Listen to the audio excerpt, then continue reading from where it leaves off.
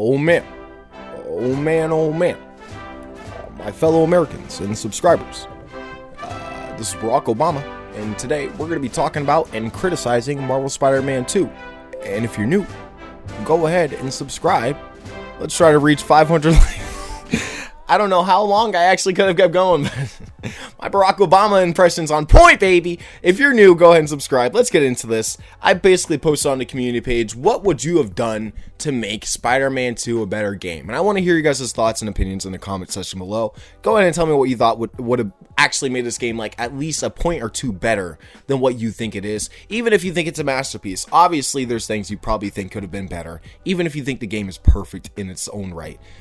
Personally, I think that you're very blind if you think that, but it's okay. You can go ahead and have that opinion. So in my community post, the number one thing that I think I saw the most was the runtime. The fact that this game is like 12 to 13 hours long, depending on who plays it and like how you play it for the story. Well, it really does like hamper the game's ability to really draw you in and immerse you into what's really going on. There are certain moments that could have taken so much more time to breathe and just play out and see how it happens. There's things in the game that should have happened hours before.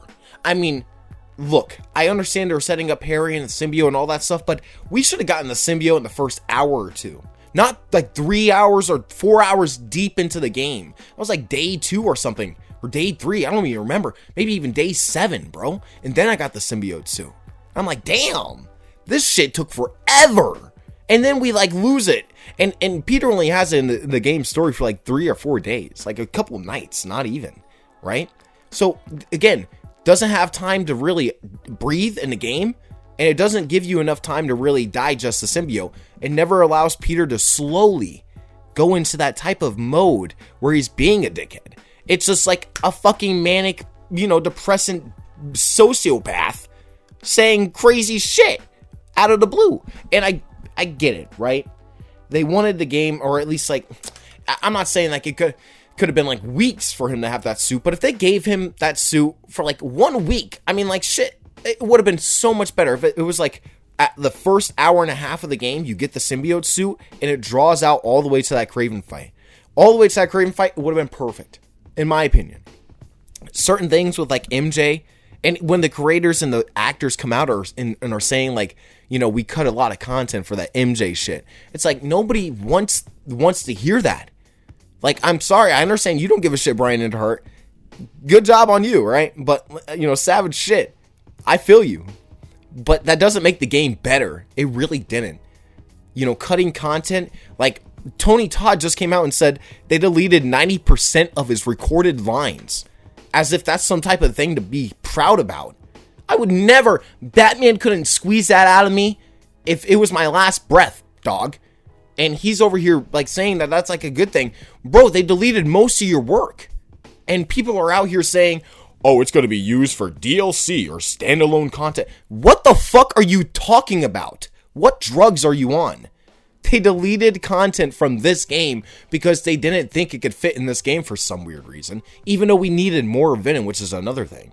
We needed way more Venom. Venom as a character, Venom as a general idea, the lore behind it, it's murky as shit. It's all over the place. And it's not a really good interpretation of this type of character. It's not. It rushes through the third act when Venom actually becomes Venom. And when Harry actually becomes the fucking goddamn character known as Venom, the game instantly is just like, we need you, Pete. We need you, Pete. Aren't you happy, Norman? We're your son. We are your son. We are your son. And then Web of Shadows 2.0, right? And then the game basically ends at that point. It's just Harry trying to convince Pete to join him. And it's like, it's so snappy and so fast after Kraven dies. And that's another thing that people have been saying. Kraven should have been probably the only villain in this game. And who knows how much interference Sony had in this. Because Sony could have easily just said, we want Venom in this. We really do. And they did. Right? And that's probably what happened. And Kraven gets thrown off to the side. Once Kraven dies, the whole game shifts into a whole fucking rushed mode. Where it's like, we don't even want to talk about Venom. Or what his lore is. Realistically. They just brush that all aside. Any cool moments we could have had with that character is killed by the pacing of this game. And it goes hand in hand with them deleting that shit for like MJ missions. And if they had less non-Spider-Man playable characters playable, it would have been, at least somewhat helpful with the game's pacing, because they could have focused on more things that actually mattered within the plot in the story.